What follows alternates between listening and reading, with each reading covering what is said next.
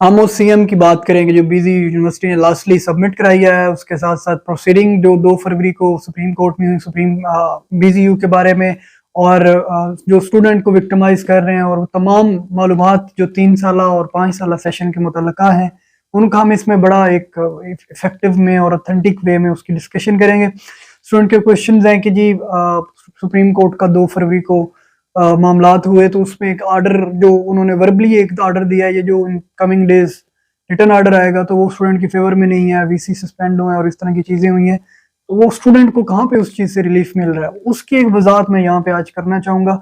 कुछ थोड़ा सा हिस्टोरिकल बैकग्राउंड होगा इस थोड़े सिनेरियो का, और बाकी जो मैंने आपको 3 मेन एजेंडास बताए उन पे हम डिटेल बात करेंगे। अगर आप चैनल पे नए हैं तो सब्सक्राइब कर लीजिएगा और वीडियो को एंड तक देखिएगा ताकि मैं और मेरी टीम इससे मोटिवेट हो सके।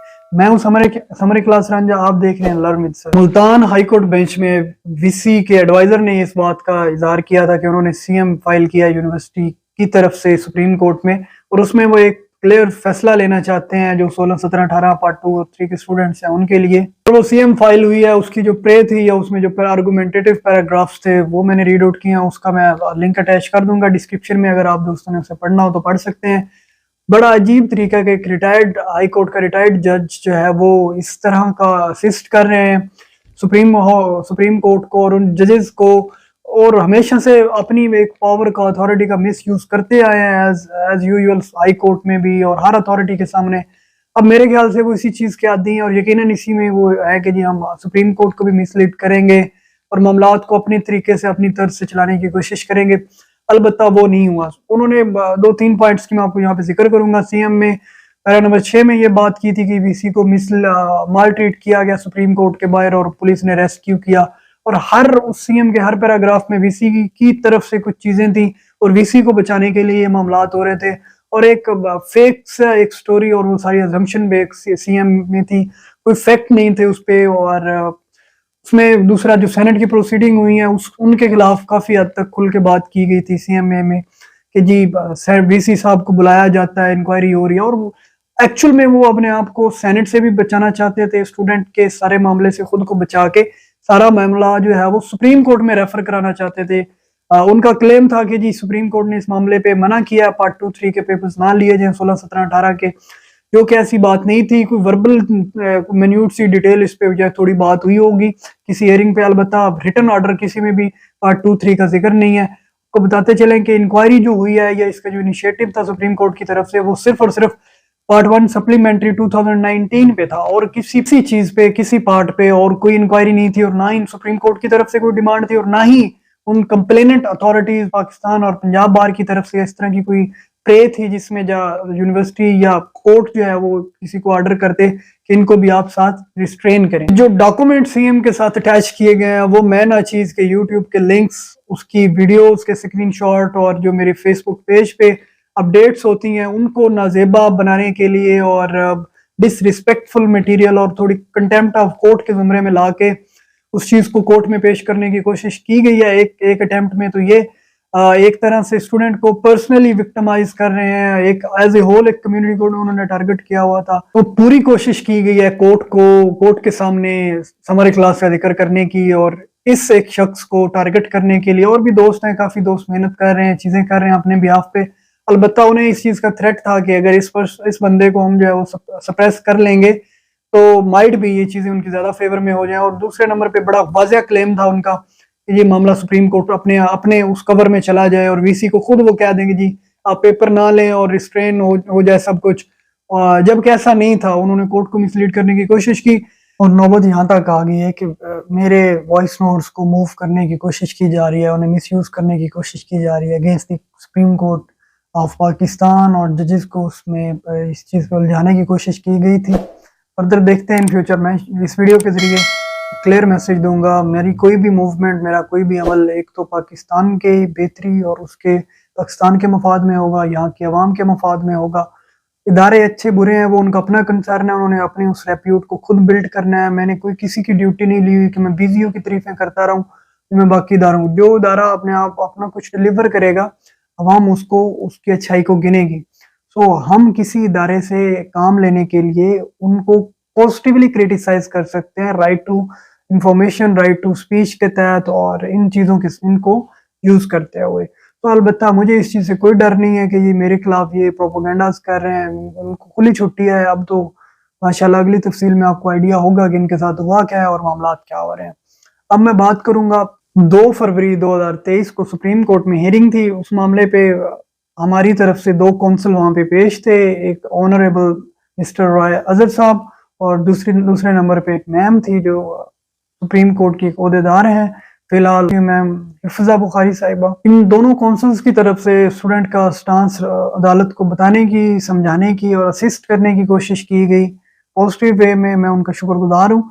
और जैसे ही इस कोर्ट की सारी प्रोसीडिंग स्टार्ट होती हैं, प्रोसीडिंग में सबसे पहले एफआईए को बुलाया गया कि अपनी रिपोर्ट जमा कराएं। उन्होंने रिपोर्ट जमा कराई। अदालत ने पूछा कि ये मुबैना तौर पे कितना फ्रॉड हुआ। फिर उन्होंने वो अमाउंट कंसीडर की जो कि 459 मिलियन है, 459 मिलियन का फ्रॉड है, तकरीबन 45 करोड़ की ये अमाउंट बनती है, जो कि उन्होंने उन्हें बताया। उन्होंने कहा ये किसने किया है, तो उनके पास ऐसे सच सेपरेटेड और सेग्रीगेटेड कोई ऐसी पर्सनैलिटीज नहीं थी या इस तरह के एक्यूज पर्सन नहीं थे जिनका वो नाम लेते। तो उन्होंने कहा हमें तो वो बंदे चाहिए जिन्होंने ये इतना मुबैना तौर पे इस चीज का फ्रॉड किया और एक इतना बड़ा इस मामले में ये मुलव्वस रहे हैं। तो एक तो इस चीज पे कोर्ट क्यूरियस थी, साथ ही साथ कोर्ट को मैं आपको बताता चलूं बड़ा वाज़ेह तौर पे ये मैसेज कन्वे हुआ है, जो पहले मेरी भी कंफ्यूजन थी और मेरे अभी तक दोस्तों की कंफ्यूजन है कि कोर्ट को इस चीज का इल्म नहीं है कि ये मामला सिर्फ सप्लीमेंट्री का है या पार्ट 2-3 का भी है। तो अल्हम्दुलिल्लाह मैं उन तमाम दोस्तों को मुबारकबाद पेश करता हूँ और उनकी हिम्मत को सलाम जिन्होंने लेटर्स भेजे।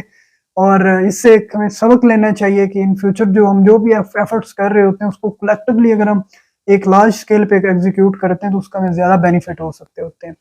तो जो दोस्तों ने लेटर भेजे उससे हमारी वो तमाम बेंच और चीफ जस्टिस साहब को भी वो लेटर मौसूल हुए हैं। और एजाज अल हसन साहब ने जिक्र किया था मैम के साथ जो वहाँ पे हमारी रिप्रेजेंटेटिव थी कि जी बच्चों ने लेटर में भी इसका जिक्र किया है। और एक उन्होंने ये एजाज अल हसन साहब के रिमार्क्स थे एट दैट मोमेंट कि ऐसा कैसा फेलियर है इदारों में कि बच्चों को ये करना पड़ रहा है कि वो हमें डायरेक्टली लेटर्स लिख रहे हैं। तो मैं इस मामले पे फर्दर इंक्वायरी चाहता हूँ कि मैं एफआईए की रिपोर्ट पे उन्होंने प्रॉपर मुतमिन नहीं हुए, उन्होंने और कुछ चीज़ों की डिमांड की है, वो भी मैं आपको बताता हूँ। तो उन लेटर की पदाश में आप दोस्तों की मेहनत की वजह से ये मामला जो है इस एक कंक्लूजन की तरफ जाने की इसकी वो चीज़ें हुई। दूसरा उनकी सीएम में थी और चीज़ें थी उस पर जस्टिस साहबान ने बड़ा नाराज़गी का इजहार किया है और वीसी साहब को तलब किया गया कि जी आप आए बताएं इस पे। उन्होंने वीसी साहब को एक तो सबसे पहले सेनेट की प्रोसीडिंग से बहुत शिकवा था कि जी मुझे सेनेटर हजरात बुला लेते हैं 10वें 15वें दिन और इस तरह के मामलात हो रहे हैं और मेरी रिस्पेक्ट नहीं की जा रही, मुझे थ्रेट किया जा रहा है वगैरह वगैरह। और स्टूडेंट का भी उन्होंने काफी इसमें बैड मैनर्स में उसको कंसीडर किया या जिक्र किया। तो कोर्ट ने उनसे पूछा कि आपकी जो अपॉइंटमेंट है वो कब है। वीसी साहब ने बताया जी मेरी अपॉइंटमेंट 2018 की है या 2019 की है, जो भी उनकी एक एग्जैक्टली जो एक डेट है। तो कोर्ट ने फिर इससे फर्दर पूछा कि ये मामला किस सेशन का है। उन्होंने 3 सालों का ये मामला है, 18 से लेके 21 तक के जो ड्यूरेशन है इसका ये मामला है। तो वीसी साहब की अपॉइंटमेंट भी उसी दौरान की थी। तो उन्होंने वीसी साहब को कहा कि आपने इस चीज पे आज तक कोई फाइनल कोई क्या आउटपुट दी है, क्या इंक्वायरीज की हैं, क्या इस पे आपने अपनी तरफ से क्या एफर्ट्स किए हैं। तो वीसी साहब के पास कोई खातर खा जवाब नहीं था सिवाय इसके कि जी मेरे साथ ये हो रहा है, मेरे साथ ये हो रहा है। तो उन्होंने फिर इस चीज में वीसी साहब को कंसिडर करते हुए उससे अश्योर कराने के लिए उन्होंने इस चीज को जो है वो वीसी और उनके रजिस्ट्रार और मुतलका वो तमाम अफराद को 1 महीने के लिए फिलहाल सस्पेंड किया है और 1 महीने की ही इसमें पेशी हुई है। एफआईए को बड़ा वाज़ेह तौर पे इस चीज का अहकामात दिए गए हैं कि आपने इसकी ट्रांसपेरेंट जो है वो इंक्वायरी करनी है और उन लोगों को नामजद करना है और उनके खिलाफ एफआईआर भी आपने देनी है और इस पे ट्रांसपेरेंट इंक्वायरी करके वो फाइनल नेम्स, वो फाइनल फिगर्स, वो सारी चीजें विद टाइम, डेट, अमाउंट और उन लोगों का तयन करके आपने 1 महीने के बाद हमें बताना है, हमारे पास उसकी रिपोर्ट पेश करनी है। ये अहकामात दिए गए हैं एफआईए को। बाकी खबरों में चीजें आपने देखी होंगी। यहाँ पे एक साइन ऑफ रिलीफ जो है स्टूडेंट के लिए, जिसपे मैं मुतमिन हूँ इस सारी प्रोसीडिंग से, इंक्वायरी से। और हमेशा की तरह एक जाती राय या कहीं पे आपको जब एडवांटेज नहीं हो रहा होता किसी प्रोसीडिंग का तो आप उससे डिसएग्री जरूर कर सकते हैं। और मैं इस चीज से भरपूर एग्री हूँ कोर्ट की इस प्रोसीडिंग से, इस मामलात से। उसकी वजह ये है कुछ ऐसी चीजें मैं अब आपको बताने जा रहा हूँ जो 3 साल के लिए भी हैं, 5 साल के लिए भी हैं। पहली चीज कि फ्रेश का भी अभी तक कंसीडर नहीं किया गया कि उनके साथ क्या होगा। जो 5000 प्लस स्टूडेंट्स हैं, total number of student fresh जो हैं, उनका कंफर्म नहीं है कि उनके साथ क्या होगा। वो कोर्ट डिसाइड करेगी अपनी जुरिस्डिक्शन में, अपनी विजडम और विल के साथ। फाइनल हियरिंग होगी जो नेक्स्ट हियरिंग होगी मार्च में, उसमें साथ ही साथ पार्ट 2 और 3 का बड़ा वाज़ेह उन्हें मैसेज कन्वे हुआ कि ये मामला अब कहाँ है और इसको अब कैसे हल करना है। और उसके हल की तरफ ही सुप्रीम कोर्ट ने एक बड़ी एफर्ट किया, जो वीसी को सस्पेंड किया है। क्योंकि आज तक एफआईए की इंक्वायरी में वीसी, उसकी टीम, उनके एडवाइजर, वो नेगेटिवली उसको उस पे इफेक्टिव थे और वो नुकसान कर रहे थे। वक्त का भी ज़्यादा हो रहा था, अदालत के वक्त का भी ज़्यादा था, तुलबा के वक्त का भी ज़्यादा था। जिस चीज़ का मुझे कंफर्म है, थोड़ी चीज़ें पॉजिटिव हैं उस पे, वो ये है कि जो ओल्ड स्टूडेंट्स हैं एलएलबी 3 इयर्स के और 5 इयर्स के, उन पे कोई आंच नहीं आएगी। उसके लिए एक पिछली हियरिंग में, साबका हियरिंग में भी कोर्ट ने पूछा था यूनिवर्सिटी से कि आप उसका अल्टरनेटिव क्या करेंगे, आपने कॉलेजेस को डीएफिलिएट किया है। तुलबा के एग्जाम्स खुद लेंगे, हम इनको खुद कोचिंग देंगे। तो इस चीज़ की इतलात आपको मैं पहले दे चुका हुआ हूँ कि यूनिवर्सिटी ने खुद इसका एक मैकेनिज्म बनाना है जिसके लिए स्टडी और फैसिलिटेशन सेंटर्स होंगे, जो कि 3 या 4 इस तरह के उन्होंने कुछ सेंटर्स मुंतखब करने हैं। जो जिन तुलबा के करीबी सेंटर होगा वो वहाँ जाके अपनी तालीम हासिल कर सकेगा। फाइनल ईयर्स की या जो रिमेनिंग पार्ट्स होंगे उसमें पहले नंबर पे मुल्तान, डेरा गाजी खान और ब्याड़ी, इन तीनों के नाम सामने आ रहे हैं। फर्दर जो है इस पे यूनिवर्सिटी काम करेगी, जब उनको ऑर्डर होगा तो वो इसको आगे लेके चलेंगे। तो इसमें बहुत हद तक क्लियर है कि जो ओल्ड स्टूडेंट हैं, चाहे वो 3 साल के हैं या 5 साल के हैं, उनको कोई आंच नहीं आने वाली, सिवाय इसके कि जो हम एक बैड इस माफिया और इस सारे सिस्टम में फंस चुके थे। सिर्फ और सिर्फ हमारा टाइम का जो नुकसान हुआ है। डिग्री इंशाल्लाह आप लोगों को मिलेगी, ये सिक्योर है। और जो फ्रेश कैंडिडेट हैं एलएलबी 5 इयर्स में, इस लास्ट सेशन के जिन्होंने अभी एडमिशन लिया और उनके अभी दिसंबर जनवरी में पेपर होने थे, एलएलबी 3 इयर्स में जो फ्रेश हैं, इस पे कोर्ट डिसाइड करेगी कि इनका क्या करना है। उसके साथ साथ 738 जो है वो गवर्नमेंट जॉबियन हैं, जिन्होंने जो किसी भी इदारे में मुलाजमत पे है, इस पे भी कोर्ट डिसाइड करेगी और एफआई के कुछ रिकमेंडेशन भी असरअंदाज होंगी उस पे। उसके साथ साथ जो 4392 स्टूडेंट्स जो हैं वो अदर डिस्ट्रिक्ट के हैं, वो भी टोटल किन तुलबा में से जो सिर्फ सप्लीमेंट्री के हैं। पूरे सेशन की इसमें बात नहीं हो रही। इसमें कि पार्ट 1 क्लियर कर चुके हैं, उनकी बात नहीं हो रही, ना ही 2 की और ना ही 3 की। सिर्फ और सिर्फ जो सप्लीमेंट्री में 6000 स्टूडेंट को अलाउ किया गया। यहाँ पे मैं फिर जिक्र कर देता हूँ कि फर्स्ट एनुअल 2019 में 10,000 से जायद तुलबा जो थे उन्होंने अपना इम्तिहानी दाखिला भेजा था, जिसमें से 4000 से जायद तुलबा ने पार्ट 1 क्लियर कर लिया था। 6000 से जायद तुलबा जो थे वो फेल हो गए थे। अब सेकंड एनुअल कंडक्ट होना था सिर्फ और सिर्फ उन 6000 से जायद तुलबा का। अकॉर्डिंग टू एफआईए, ये जो अदर्स रिपोर्ट्स हैं या क्लेम्स हैं, उसमें यह है कि सप्लीमेंट्री में 10,000 से जायद तुलबा के इम्तिहानी दाखिले भेजे गए, जिस पे पाकिस्तान बार एक्शन में आई या बाकी जो इदारे थे वो एक्शन में, और सुप्रीम कोर्ट में ये मामला रेफर हो गया कि किस तरह मुमकिन है। इसकी 2-3 ग्राउंड है, वैलिड ग्राउंड है, मैं वो आपको वाज़ेह कर देता हूँ कि किस तरह मुमकिन है कि ये मामला, जहाँ पे 6000 बच्चों ने पेपर दे सकते हैं या देने थे, वहां पे 10,000 बच्चों का दाखिला कैसे आ गया।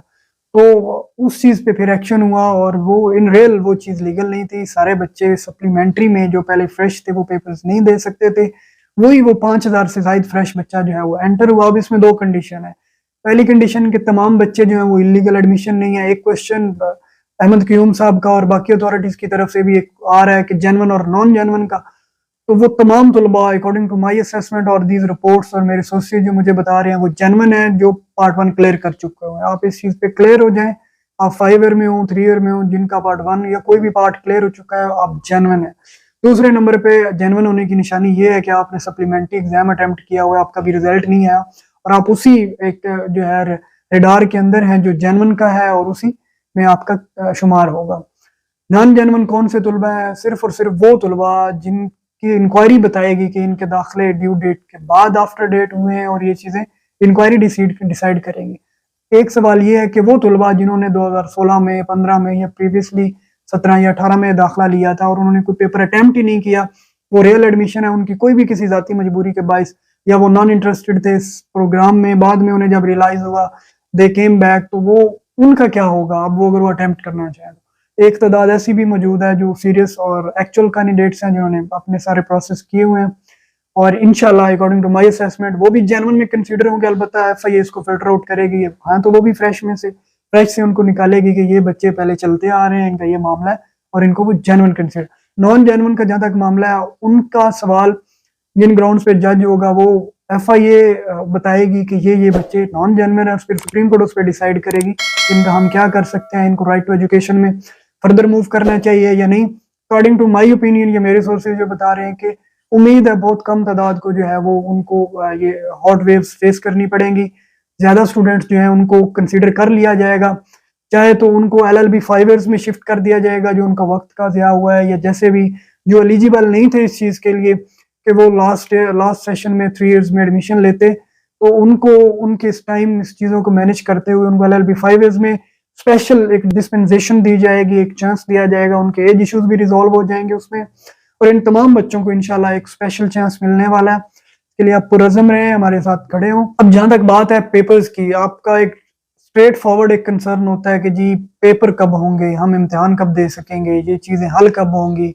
2-3 चीज़ें हैं। एक तो ये कि आप लोगों ने सारी चीज़ों को तमाम दोस्तों ने मिल के प्रॉपरली उस तरह एग्जीक्यूट नहीं किया, उस एफर्ट, उस मेहनत के साथ, उस इंटरेस्ट के साथ, में टाइम लैप्स हुआ और भी चीज़ें हुई। दूसरे नंबर पे इदारों की इतने इंटरेस्ट नहीं रहा, इदारों ने भी इतनी इतनी मेहनत से काम नहीं किया, जिसमें लॉ कॉलेजेस भी हैं और बाकी इदारे यूनिवर्सिटी की तरफ से भी एक नेग्लिजेंस, और वो ग्रुप्स की लड़ाई में, दो बैलों की लड़ाई में हम तुलबा पिस रहे, वो भी तुलबा जो इसमें लीगल थे या अपने आप को इसको एज ए प्रोफेशन लेके आए थे। तो एक बड़ा वाज़िया मैसेज है इससे कि एक तो पहले नंबर पे कोर्ट इस पे बड़ा सीरियस व्यू रखती है और वो इसको एक फाइनल कंक्लूजन में लाना चाहते हैं, इसको एम्बिगुअस नहीं छोड़ना चाहते, और एक ऐसी इंक्वायरी जो कि प्रेसिडेंट सेट हो बाकी यूनिवर्सिटीज़ के लिए और एक मिसाल बने।